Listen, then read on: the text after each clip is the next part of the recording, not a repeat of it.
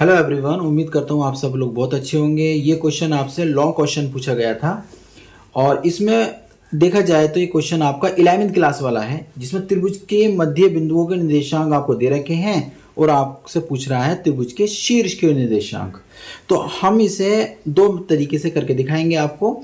एक तरीका तो आपका प्रोसेस होगा, पूरा लेंथी प्रोसेस होगा। एक बहुत शॉर्ट ट्रिक मैं आपको बता दूंगा जो आसानी से आप लोग उसे सॉल्व कर सकते हैं, वो तरीका भी आपका ठीक होगा। ठीक है, स्टार्ट करते हैं। सबसे पहले हम लोग क्या करते हैं, ट्रायंगल्स बना लेते हैं और ट्रायंगल्स में उनके नाम ए बी सी करके रख लेते हैं। ठीक है, एक ए रख लिया, एक बी, एक सी। ए के मान x1, y1 और z1 हो गए। बी के मान x2, y2, z2, इसके x3, y3 और z3। क्वेश्चन ने कहा है कि त्रिभुज के भुजाओं के मध्य बिंदु के निर्देशांक इतने, इतने और इतने हैं। तो ठीक है, इनके मिड पॉइंट के निर्देशांक हम लोग कंसीडर कर लेंगे। ये वाले पॉइंट्स, एक पॉइंट पी ले लेते हैं, एक क्यू ले लेते हैं और एक हम लोग आर ले लेते हैं। ठीक है, तो हम लोग मान लेंगे, माना शीर्ष के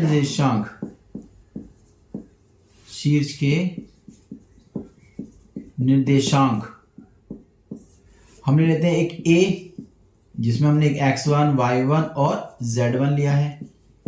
एक लिया है हमने b, x2, y2 और z2। एक लिया हमने c, x3, y3, z3। अब जो है ए बी का मध्य बिंदु p, बी सी का q और ए सी का r हम लोग मान लेते हैं। ठीक है, माना पी क्यू आर भुजा एक ए बी का, ऐसे करते हैं।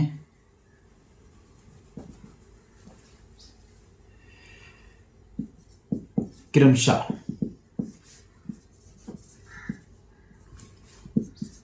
भुजा ए बी, एक ए बी का है, क्यू जो है बी सी का, बी सी तथा सी ए के मध्य बिंदु हैं।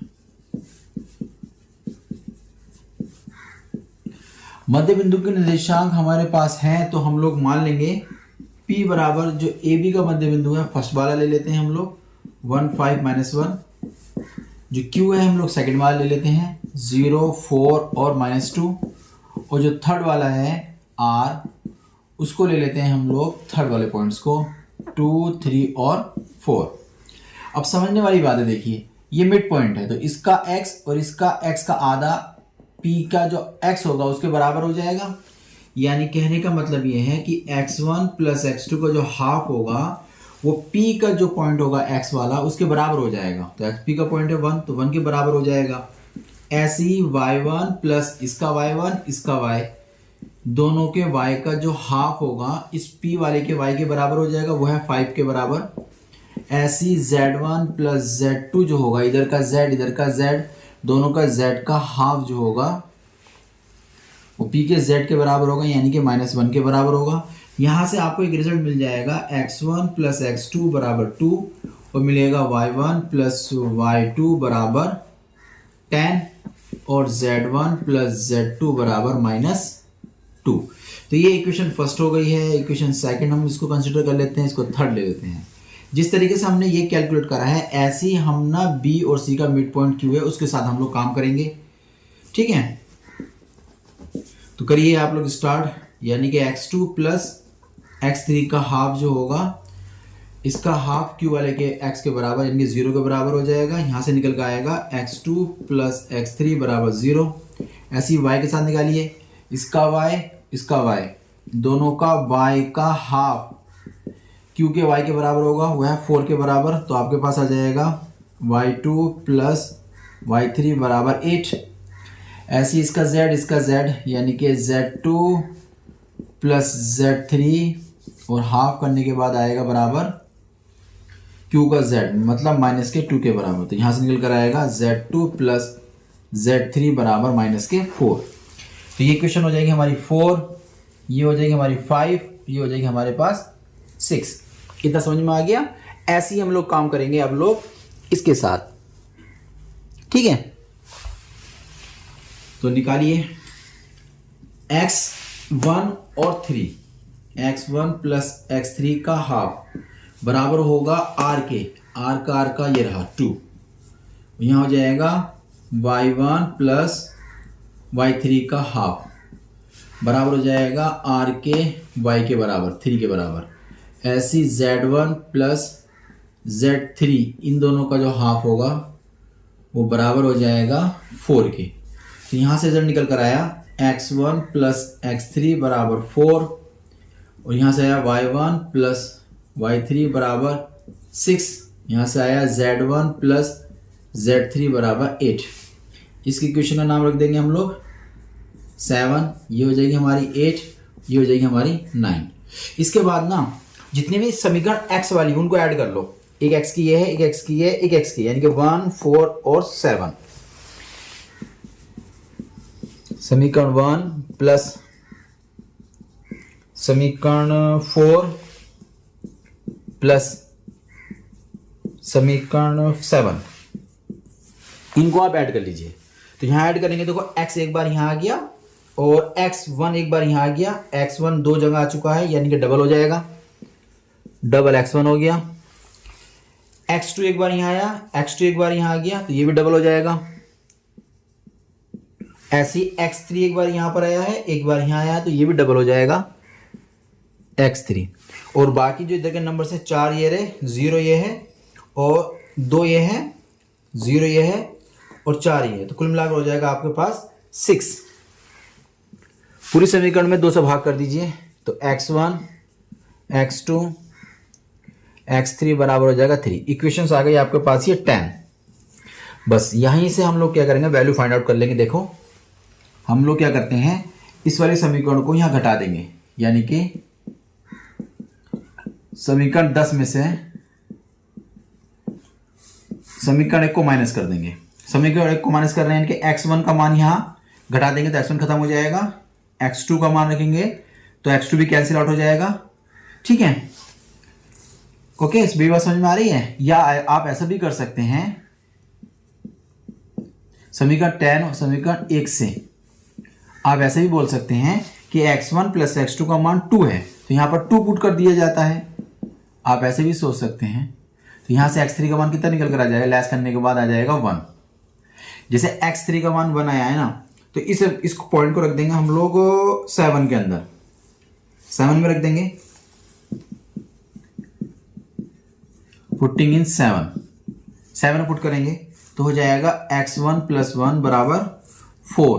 तो यहां से x1 का मान निकल कर आ जाएगा, इधर लेस करेंगे तो 3। अब x1 का मान रख देंगे हम लोग 1 में ताकि हम x2 फाइंड कर सकें। पुटिंग इन 1 तो 3 प्लस x2 बराबर 2, तो x2 बराबर हो जाएगा लेस करने के बाद माइनस का 1। इस तरीके से x1 x2 x3 का मान निकाले हैं हमने, ऐसे ही हमें y के निकालने हैं और ऐसे ही हम लोग z के निकालेंगे, ठीक है। तो शुरू करते हैं y के लिए। तो y में कौन कौन सी इक्वेशन है, एक तो ये रही, एक ये है, एक ये है, यानी समीकरण 2 है प्लस समीकरण 5 है प्लस समीकरण 8 है। ये समीकरण हमने ऐड कर ली। ऐड करने के बाद क्या हो जाएगा, डबल y हो जाएगा, y1 हो जाएगा, डबल y2 हो जाएगा और डबल ही y3 हो जाएगा। इधर कितना था, 10 था, इधर 8 था, इधर कितना था, 6 था। सबको ऐड करेंगे तो आ जाएगा 10, 18 और 24, 24 हो जाएगा। डिवाइड करेंगे 2 से तो y1 y2 y3 बराबर हो जाएगा 12, ठीक है। ये इक्वेशन रह जाएगी हमारे पास। 10 तक तो हम यहाँ आ गए थे, ये 11 इक्वेशन आ गई। अब क्या करेंगे, ये वाली वैल्यू को यहाँ पुट कर देंगे, यानी कि समीकरण 2 व समीकरण 11 से, ठीक है। तो यहां पुट करेंगे y1 प्लस y2 का मान 10 पुट कर देंगे, 10 प्लस y3 हो जाएगा हमारे पास बराबर 12। लेस करेंगे तो आ जाएगा y3 बराबर हो जाएगा 12 माइनस 10, 12 माइनस 10 करेंगे तो आ जाएगा y3 का मान 2, ठीक है। तो y2 का मान आ गया, y3 का मान आ गया। y3 का मान रख देंगे यहां पर, पुटिंग इन 5, यहां पुट करेंगे तो y2 प्लस 2 बराबर हो जाएगा 8। तो y2 बराबर हो जाएगा 8 में 2 लेस करेंगे तो 6, y2 भी आ गया। अब इस पॉइंट को हम पुट करेंगे, पुटिंग इन y2 को पुट कर देते हैं इस वाले में 2 में, देखना कितना बनेगा फिर ये वैल्यू हो जाएगी y1 प्लस 6 बराबर 10। ये 10 जाएगा इधर तो बचेगा 4, तो y1 बराबर आ जाएगा आपके पास 4। तो इस तरीके से हमने y की वैल्यू सारी फाइंड आउट कर ली है। अब हमें निकालना है सिर्फ z। तो z वाली इक्वेशन को हम लोग फिर ऐड करेंगे, यानी कि समीकरण हमारे पास कौन कौन सी आ गई हैं अब 3, 6 और 9।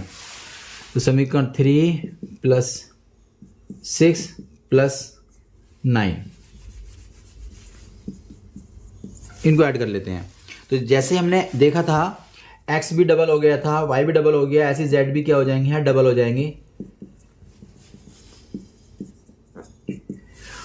और z का मान कितना बनेगा, देखो इस इक्वेशन में -2 है, इसमें -4 है और इसमें कितना आपके पास 8। तो कितना बन जाएगा, -6 हो जाएगा, +8, तो +2 बचेंगे आपके। 2 से डिवाइड कर दीजिए पूरी इक्वेशन को।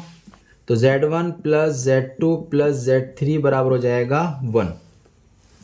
अब क्या करेंगे, ये वाली वैल्यू को यहाँ पुट कर देंगे, यानी कि समीकरण आ गई हमारे पास, ये 11 यहाँ तक आ गई थी, समीकरण ये 12 हो गई है। तो समीकरण 3 को और 12 को देखेंगे हम लोग, 3 और 12 से क्या होता है देखते हैं कि z1 प्लस z2 का मान -2, तो यहाँ हो जाएगा -2 प्लस z3 बराबर कितना हो जाएगा 1। इसको भेज देंगे इधर, तो z3 का मान आ जाएगा 3। ठीक है, z3 का मान 3 आ गया है। अब इसको कहाँ पुट करना है हमें, जहाँ z3 हमें दिखाई देता है। इन z3 कहाँ दिखाई दे रहा है हमें, इक्वेशन नंबर 6 में, 6 में दिखाई दे रहा है। तो z2 और ये +3 बराबर हो जाएगा -4 के। तो z2 का मान जो निकल कर आ जाएगा ये जाएगा इधर, तो -3, -4, -7 बन जाएंगे। अब ये जो है ना z2 की वैल्यू वहाँ पुट करेंगे जहाँ पर z1 हमें दिखाई दे रहा होगा, वो दिखाई दे रहा है हमको z1 दिखाई दे रहा है 3 में, तो 3 पुट कर देंगे। तो z1 माइनस z2 का मान है -7 और बराबर था -2, तो z1 का मान आ जाएगा इधर लेस करने के बाद 5। इस तरीके से x के, y के, z के सारे मान फाइंड आउट कर लिए ना, तो बस हमारा आंसर आ चुका है। अब हमें लास्ट में लिखना है, त्रिभुज के शीर्ष के निर्देशांक, त्रिभुज के शीर्षों के निर्देशांक। जो a था वो कितना बनेगा, जो a पॉइंट था x1 y1 z1 था ना, तो x1 का मान हमने निकाला, ये रहा हमारा x1 का मान, ये है -1, एक बन जाएगा -1, और x1 का मान आ गया y1 था 4, y1 4 आ जाएगा। नहीं, x1 का मान हमारे पास 3 है, x1 का मान 3 हो गया, y का मान हमारे पास आ गया 4 और z1 दिया 5। तो एक पॉइंट तो बना हमारा 3, 4 और 5। b दूसरा देखो, b जो था हमारा x2 y2 z2 था, तो x2 का मान देखो, x2 माइनस का 1 बन जाएगा। y2 ये रहा 6, y2 6 है। अब z2 रहा -7, ये भी आ गया। c बराबर, c था हमारा x3 y3 और z3, तो x3 ये रहा हमारे पास, x3 ये रहा 1 और y3 रहा हमारे पास 2 और z3 हमारे पास रहा 3। तो ये था आपका आंसर। उम्मीद करता हूँ ये समझ में आ गया होगा। हम लोग इसे ना एक दूसरे तरीके से करके देखते हैं। तो इस क्वेश्चन को अब हम दूसरे मेथड से करके देखते हैं किस तरीके से हम लोग इसको सॉल्व कर सकते हैं। सबसे पहले आपको ना कंडीशंस पता होनी चाहिए। चतुर्भुज के अंदर कंडीशंस मैं वो लिख के दिखाता हूँ आपको क्या होती है कंडीशन वो। जैसे कोई चतुर्भुज आपका आ गया है, उसके पॉइंट x1 y1 z1 है, इसके भी x2 y2 z2 है और इसके x3 y3 z3 है, x4 y4 और z4 है। तो ये डायगोनल के जो नंबर्स हैं, जैसे इसका x है डायगोनल का, सामने वाले का x x3 है, ठीक, इधर का x 2, इधर का x x4। तो ये कंडीशन समझ में आई आपके? जैसे इधर का डायगोनल जो है हमारा विकर्ण यहां से शुरू होकर यहां है, तो इन दोनों के x को एक साथ ऐड कर लो, और जो दूसरे वाला विकर्ण है उनके x दूसरी साइड, ठीक है। ऐसी y का, इसका y इस वाले के y के साथ, और इसका y दूसरे वाला जो विकर्ण है, दूसरा वाला विकर्ण है वो दूसरी साइड में उसके विकर्ण को हम लोग उसके y को रखेंगे। ऐसी इसका z उसके z के साथ, और इसका z इसके z के साथ। तो ये कंडीशन हम लोग अप्लाई करने जा रहे हैं। उम्मीद करता हूं समझ में हमारे आ जाएगी ये कंडीशन भी। देखो कैसे कैसे करना है हम लोगों को। सबसे पहले हम लोगों को यहाँ एक चतुर्भुज बनाना पड़ेगा। तो चतुर्भुज बनाने के लिए हम लोग क्या करना है, dot dot dot dot dot और डॉट डॉट डॉट। ये देखो ये चतुर्भुज बन गया इतना, है ना। इस चतुर्भुज के अंदर हम लोग काम करने जा रहे हैं। तो इसका x हमारे पास रहा x2 प्लस इस वाले के सामने वाला रहा ये, इसका हो गया 2, इधर का x 0, इधर का x 1, तो 0 प्लस 1 यानी कि x2 प्लस 2 बराबर 1। तो x2 बराबर हो जाएगा 1 माइनस 2 यानी कि x2 बराबर हो जाएगा माइनस का 1। तो इस तरीके से x2 का मान आ गया माइनस का 1, ठीक है। अब निकालते हैं दूसरा पॉइंट्स, y का निकालते हैं। इधर का y y2 था, प्लस उधर का y आपके पास 3 था विकर्ण का। दूसरा विकर्ण ये बना, इसका 4 है और इसका 5 है। तो हो जाएगा y2 बराबर ये हो जाएगा 9 माइनस चले जाएगा इधर 3, तो y2 बराबर हो जाएगा आपके पास 6। तो इस तरीके से y2 भी निकल कर आ गया। अब निकालना है z2, तो z2 प्लस z2 का मान उस वाले z के साथ ऐड करना है, सामने वाले के, इधर का दूसरे वाले का विकर्ण में दूसरे वाले के साथ लेना है। तो -2 -1, तो z2 बराबर हो जाएगा, ये हो गया तुम्हारे पास माइनस का 3 और 4 जाएगा इधर, माइनस का 3 माइनस का 4, तो z2 बराबर हो जाएगा माइनस का 7। तो इस तरीके से इसकी वैल्यूज हमने फाइंड आउट कर ली, ठीक है। अब हम निकालते हैं दूसरा सम, हमारे बनाना पड़ेगा चतुर्भुज। तो देखते हैं चतुर्भुज बनाने दूसरा कैसे बनाएंगे हम लोग। दूसरा बनाने के लिए हम लोग इसको मिला देते हैं इधर, ठीक। अब ये बन जाएगा, देखो है ना। इस तरीके से इसकी वैल्यू फाइंड आउट कर लेंगे हम लोग, ठीक है। तो मुझे उम्मीद है कि आप आगे कर सकते हैं। तो यहाँ तो इसका हमने b का तो कोऑर्डिनेट निकाल दिए ना, x का मान आया, y का मान आया और z का मान आ गया। तो इस तरीके से b के कोऑर्डिनेट निकाले हैं हमने। ऐसे ही हम लोग क्या करेंगे, इस c के कोऑर्डिनेट हम लोग फाइंड आउट कर लेंगे। जब बारी a की आएगी तो a का निकालने के लिए क्या करना पड़ेगा हम लोगों को, हम लोग फिर इस तरीके से इनको मर्ज कर देंगे। तो देखना a के लिए भी चतुर्भुज हमारा ही बन जाएगा, है ना। तो आप a की वैल्यू फाइंड कर सकते हैं। तो उम्मीद करता हूं कि आप लोग इसे निकाल लेंगे, ठीक है। अगर आपको समझ में आ गया है तो एक लाइक तो बनता है इस टॉपिक पर। उम्मीद करते हैं एक नए क्वेश्चन के साथ फिर मुलाकात होती है।